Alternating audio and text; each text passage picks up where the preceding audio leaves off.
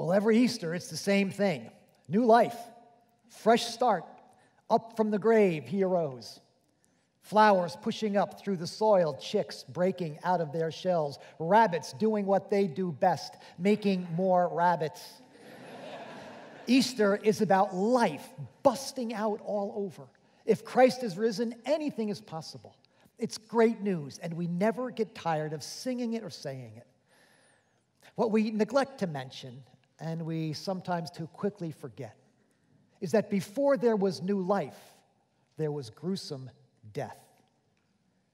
The world's brightest morning followed the world's darkest night. The glory of resurrection was preceded by the shame and the suffering and the sorrow of a crucifixion. And we remember those things on Good Friday, and we should. But on Easter morning, we want to put all that darkness behind us. Earlier this week, we're having a planning meeting going over our final worship orders for the services today. One of our worship leaders was planning on singing a song about the passion of Christ, his suffering and his death. Dude, we said, you can't sing that song on Easter. It's too sad. But maybe we should have let him do it. Because here's the thing. When it comes to the gospel, death always precedes life. The old has to go before the new can come. Sometimes something has to die before we can really live. Happy Easter. I know it's not a typical way to begin the most hopeful sermon of the year, but hopefully by the time we're done, it will all make sense. Before we go any further, I do want to add my welcome to the one you've already received, whatever campus or venue you might be in today. If you're homesick, if you're traveling, if you're watching later in the week, we are just glad you're with us. And we hope, more importantly, that you will sense God's presence even in these moments we spend together, wherever you are, that you might sense God speaking to you about your life. I happened to come across some parents who were tweeting about Easter this past week. One of them wrote, "It's 10:30 at night. Should I tell my kids to give up on the Easter egg hunt or let them keep going?" Another one offered this helpful tip. Tell your kids you hid an Easter egg with $50 in it in the backyard, but you don't remember where. Enjoy a quiet day indoors. And an even more devious father wrote, these are all fathers, by the way. My 8-year-old said he hoped the Easter egg hunt would be more challenging this year, so I'm buying a bunch of mouse traps. Now, in that kind of a spirit, I'd like to invite us on an Easter text hunt this morning as we go poking around the Gospel of John, looking for some Easter verses we may have overlooked before. And some of them are going to be beautiful, but I should warn you, there may be a mousetrap or two in the mix. Okay, let's begin our search in John chapter 12, verse 20. Now, there were some Greeks among those who went up to worship at the festival. They came to Philip, who was from Bethsaida in Galilee, with a request. "Sir, we would like to see Jesus." So on this particular day, well into Jesus' public ministry, some Greeks, some Gentiles, come to find out more about Jesus. Now, at this point, Jesus is well known as a rabbi and a healer and a wonder worker and a rabble-rouser. So it's really not that surprising that people even outside the religious community, people who might not have considered themselves spiritual or religious, have come to find out more about Jesus. We might call them seekers today. You may find yourself in that camp, not quite ready to believe or follow, but curious about Jesus and his movement. So these Greeks come out and they're thinking about joining the movement. But before they sign up, Jesus wants them to know what they're getting into. So he says, "I tell you the truth. Unless a kernel of wheat falls to the ground and dies, it remains only a single seed. But if it dies, it produces many seeds." Now, it's an interesting recruiting pitch. Hey, you want to join my company? Great. Let me tell you how you're going to die. That's what he says. He actually is pointing out a very familiar law of nature, would have been commonly understood in that agrarian society, that a seed has to die in a matter of speaking, before it can produce a plant that will bear more fruit, more seeds, more life. Now, if you remember your middle school science, which I know is a bit of a stretch perhaps, you'll remember that a seed looks something like this. It's got a hard shell on the outside called a seed coat. And then inside is some organic matter that will nourish the seed in its early stage. But then within that organic matter is the embryo, and that's the life of the seed. But in order for that life to emerge, that seed has to be placed in the soil, where under the right conditions, that hard shell cracks open and begins to disintegrate and fall away, allowing the life within that seed to emerge, put down roots, and begin to grow. All this happens underground, out of sight, over a period of time. But the wonder of the whole thing is that the death and decay of that single seed can produce a stalk of wheat that will bear 50 to 100 times the number of kernels of wheat. Now, what makes this especially interesting for us here at Grace is that we're just coming off a 9-week series that we've called Roots. And we've been working with the inspiring image of a tree planted by streams of water, bearing fruit in its season, because its life is being sustained underground.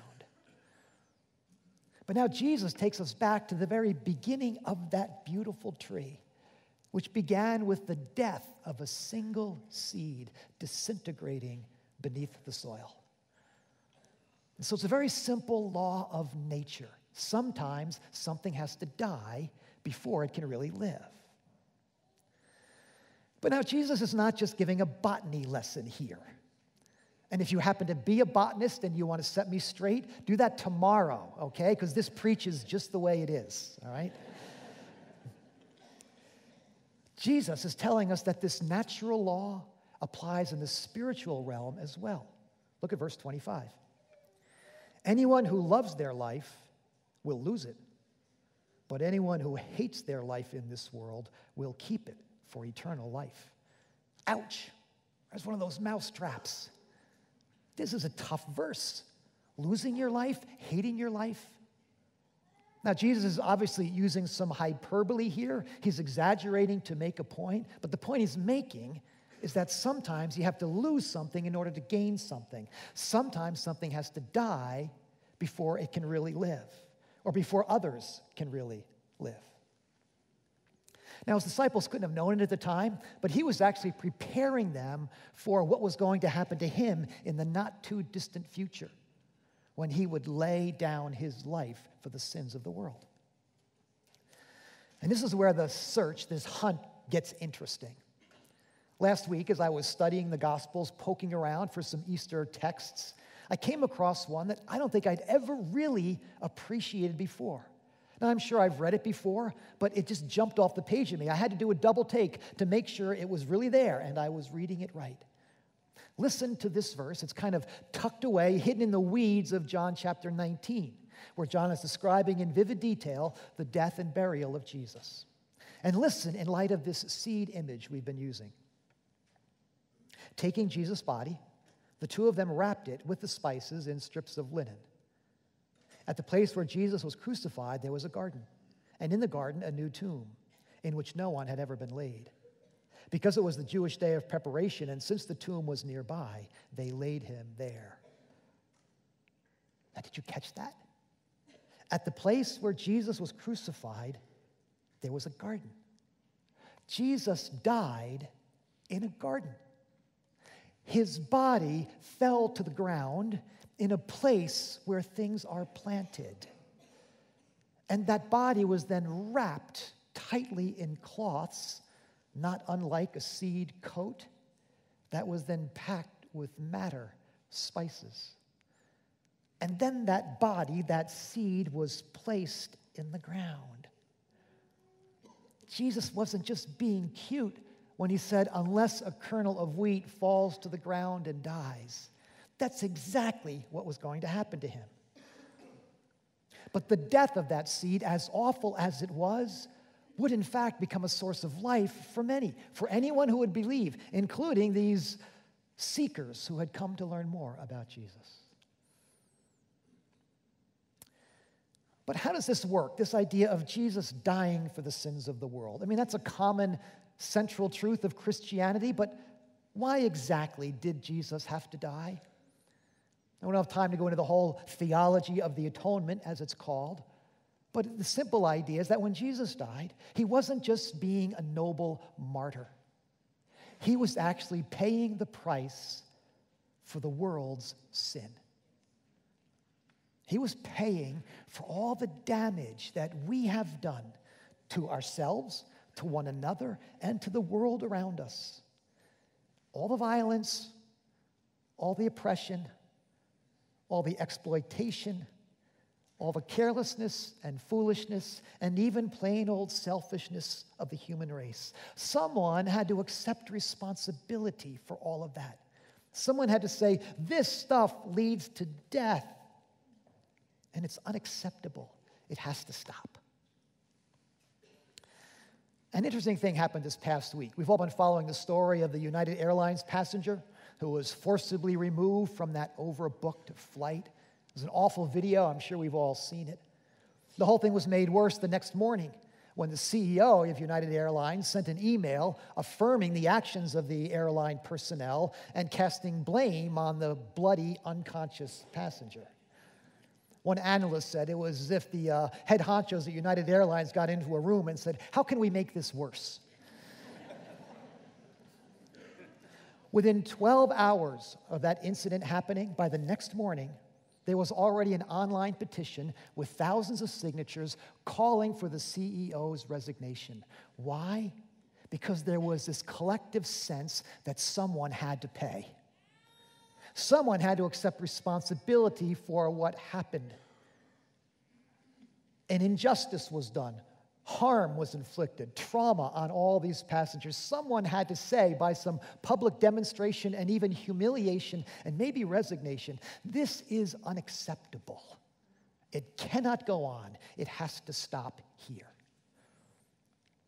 And when that happens, typically, a company is able to live on. The employees keep their jobs, the passengers keep flying. Well, here's the point. When Jesus stood before Pilate and the Sanhedrin and accepted the death penalty without defending himself, he was accepting responsibility for the world's sin, for yours and mine. All the pain and suffering we've inflicted on each other and the world around us. He was taking the blame for it. He was taking the burden of it. And then he took it and he put it in the ground. He buried it in the stone-cold hollow of a tomb and said, this has to stop here. And because he died, we get to live. Because he paid the price, our debt is canceled. Because he was dead and buried, we are now free to become the people we were meant to be in the first place.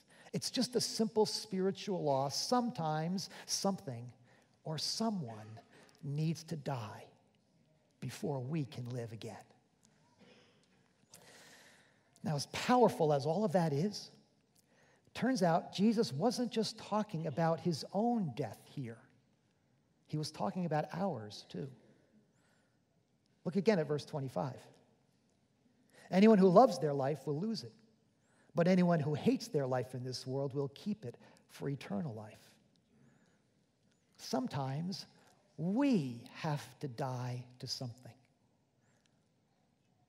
See, we all come into this world with the seed of life within us. It's called the image of God.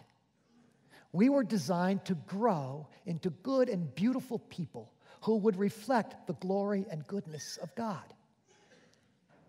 But no sooner have we entered into this world than we begin to acquire this hard, dry, dull shell that we think will protect us and ensure our well-being. Early on, we learn to watch out for ourselves, to rely on ourselves, to promote ourselves. And we find energy to do that in our pride and our ambition and our sometimes greed or our lust or whatever it is that energizes our independent spirit. And that good and beautiful life becomes trapped in this self-protective, self-indulgent, self-reliant shell. And if you think I'm calling you crusty, you're right. And I am too.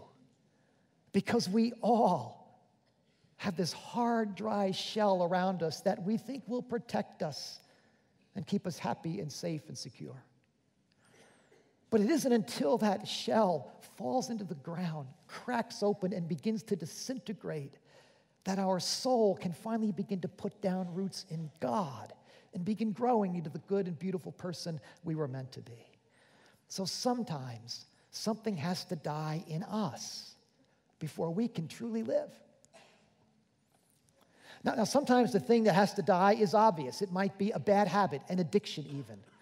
Whether it's drugs or alcohol or pornography or it's shopping or exercise or any other thing that tends to isolate us, keep us safe, or energize us. Sometimes it's an attitude that fuels our independence, that pride, that ambition, that arrogance, that prejudice. Sometimes what has to die is a relationship that's become toxic, or that's inappropriate, or is leading us down bad paths. Sometimes the thing that needs to die is just our plain old self-centeredness, our human tendency to put our needs, interests, and desires ahead of everybody else's, to pursue and ensure our own happiness, even if it comes at the expense of those around us. And until we're prepared to die to those tendencies, Jesus says, we can never really live the lives we were meant to live in the first place. We've talked before about a best-selling author named Ann Voskamp. She also has one of the most popular mommy blogs in the world. She's a farmer's wife and a mother of 6. Well, one day not too long ago, her school-aged daughter came and asked her how many days a person gets to live. So Anne did some quick calculating and figured 365 days in a year times 70 years, and she came up with a number, 25,550 days. Her daughter scrunched her freckled nose and said, "How many days is that?" So looking out the window at the wheat fields outside, Anne gets an idea. She sends her daughter to the garage to get a glass mason jar, and she does some more calculating.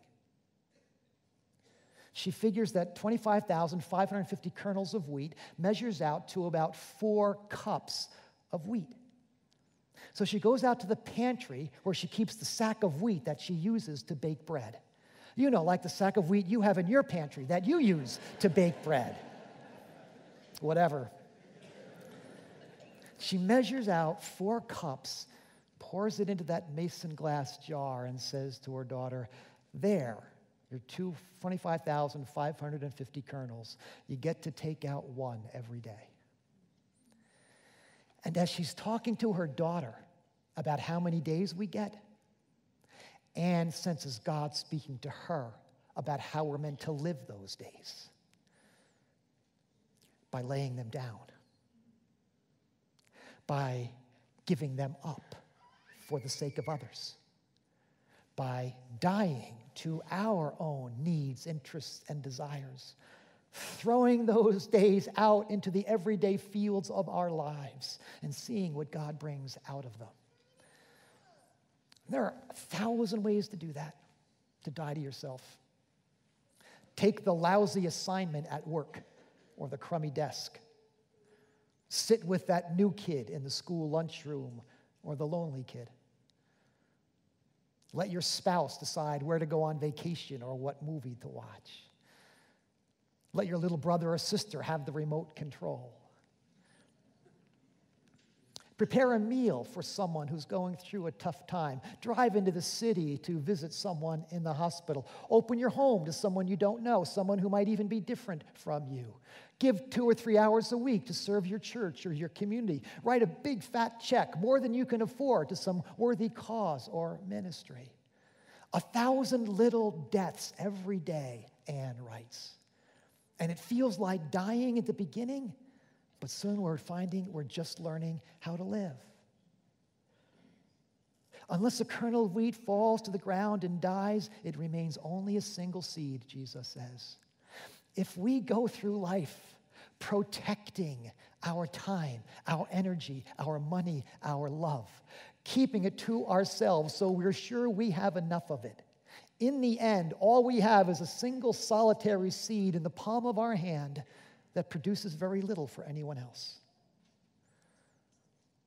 But when we throw that seed into the soil of everyday life and let our own needs and desires fall away, well, life begins to emerge. See, it turns out we're all dying to live. And there are 2 ways you can do that. You can kill yourself trying to be happy, successful, popular, important.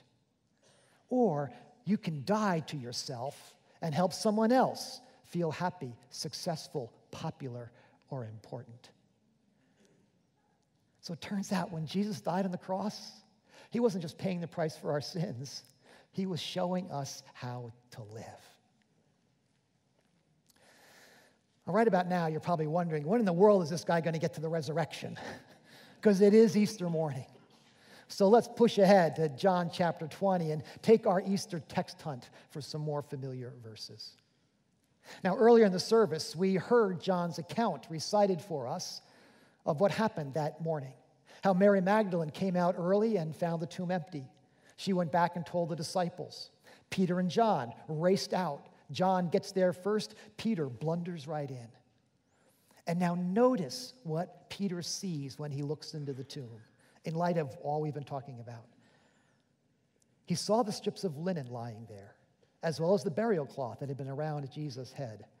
The cloth was still lying in its place, separate from the linen. John describes this in very vivid detail. He wants us to see it.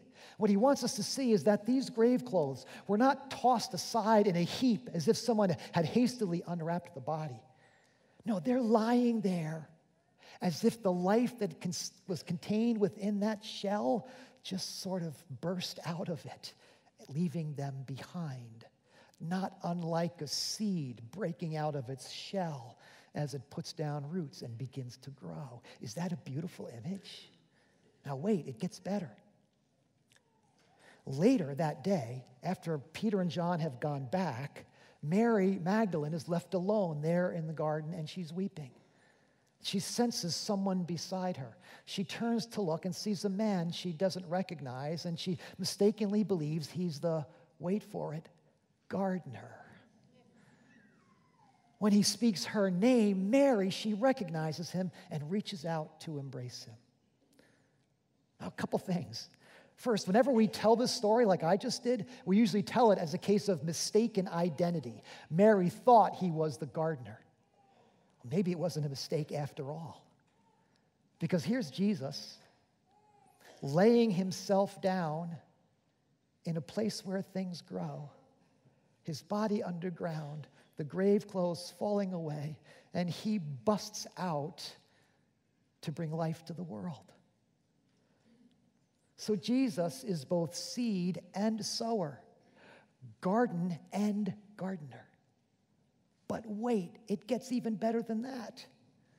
Because what Jesus is doing is not just tending this particular garden, he's restoring another garden that had been spoiled many, many generations earlier, a garden called Eden, where sin first entered the world and death followed close behind. But here, now in this garden, Jesus takes sin and death upon himself. He absorbs it all, and he buries it in the stone-cold hollow of a tomb. Once and for all, he says, this is going to end here. And then he rises to offer life to the world, to whoever will believe in him, Whoever will accept his death as the payment for their sins and follow his example of a life laid down for others. It's an incredible story. It's a beautiful image, and it's a life-changing truth. Sometimes something has to die before we can live again. And it turned out to be true for Mary even that day.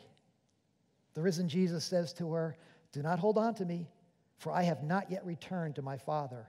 Go instead to my brothers and tell them." Mary had to die to the relationship she used to have with the Lord. It was a wonderful relationship, but it was earthly, it was limited, it was temporary. Soon, when the Spirit came, the Lord would be with Mary always, everywhere, and not just with her, but with everyone, everywhere, for all time, who would believe and follow him. No longer just Rabboni, he's Master, Savior, Lord, and friend to Mary and to all who will believe. Sometimes the thing that has to die in us is our immature, inadequate understanding of who Christ is and his call upon our lives. And we don't have time to explore all of that today, but I can tell you, as someone who has grown up in the church, been following Christ my whole life, you come to moments where you realize that your understanding of God is too small, and your sense of his call on your life is too limited. And he has something new and important for you to do and become, and it can feel like a death on your way to that new thing, but it always leads to new, truer, better life. What might need to die in you in order for something new and great to begin? Well, before we finish up, we want you to hear the real life story, a real life dying to live story. Charles is a member of the Grace Chapel family. He and his family have been here for a long time. He's actually a friend of mine. And in recent years, Charles has been through a bit of a death experience, personally and professionally. As I talked with him about what we would be speaking about this Sunday, he agreed to share his story, his very personal story, with all of us. So let's turn our attention to the screens for a moment, and then I'll come back and wrap things up. In 2014, I had been in practice as an academic orthopedic hand surgeon for 12 years or so. And things were just culminating. I was being recognized nationally as a nationally known hand surgeon.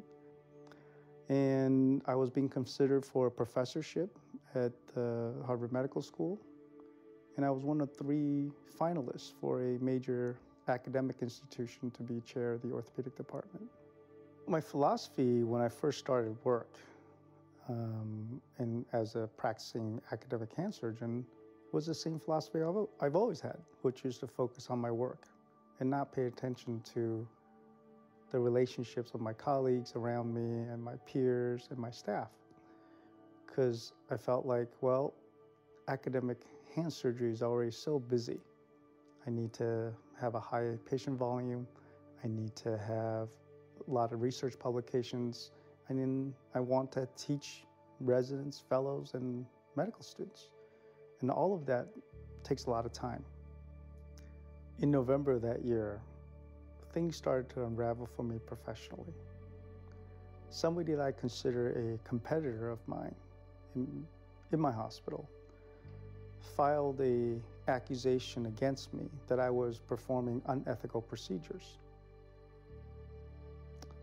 I, of course, disagreed with it. I questioned his motives instead. However, because it was a formal accusation, the hospital was forced to investigate. And when my chairman approached me, I said, investigate away. I have nothing to hide. I wasn't worried, but as the investigation moved along, they found that I had been cutting corners in my administrative work. All of a sudden, those relationships at work that I had never spent time building started to hurt me. I was left with the realization that despite all of my productivity and my success at work, I was left by myself. 3 months into the investigation, early one morning, I received a terrible phone call that my mom had passed away unexpectedly. I was completely devastated, and more importantly, I felt guilty about all the times I had neglected my relationship with my mom. Meanwhile, I was asked to suspend my practice and take a leave of absence from the hospital. In order to get back to my practice, the hospital had listed out a number of things I needed to do. I was embarrassed and humiliated. I needed to observe some hand surgeons. I needed to take some courses on administrative compliance. And then I was required to go to a place called the Professional Renewal Center in Kansas, which I later learned that it was essentially almost like rehab for troubled physicians. As humiliating as the experience was, it was actually the place that I started to learn the gravity of my situation and my own contributions. During this limbo period, the only thing I had was God and my family. I spent a lot of time with my kids, something I didn't really have a lot of time to do before that. I had to really dig deep and rely on my faith and trust that God was there through the whole time. And He was. Through my wife, who was very supportive, my family was very supportive, but also my life community. By May of 2016, I had realized that I was not going back to my original position because there are enough people who don't want me back, no matter how many tasks I'd perform. By God's grace, He had aligned and arranged for another hospital to hire me to be their hand surgeon and also lead their hand division. And I started practice in July 2016. When I started practicing again, it was the best. I was so grateful. I had just realized so many things that I had sort of neglected in terms of appreciation for my job. And I also approach my job differently now. I make sure that I pay attention to all my relationships. As I reflect back on my journey, what I initially thought was something that I could just get through and get back to my original job really wasn't the case. Something had to die. I thought it was just my attitude about my job, but God had other plans. My actual job had to die, and I can get a fresh start again.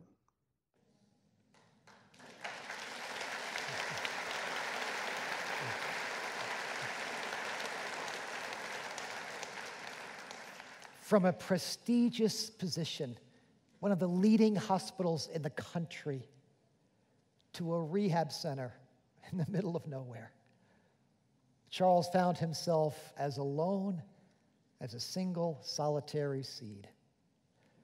But there, in the wheat fields of Kansas, something cracked open and life began to emerge as Charles discovered a deeper, stronger relationship with Christ, and then a renewed joy and meaning in his work, and above a reordered commitment to loving the people in his life first and best, and trusting God with the rest, on his way to being the husband, father, physician, friend, neighbor, Christ follower he was meant to be in the first place.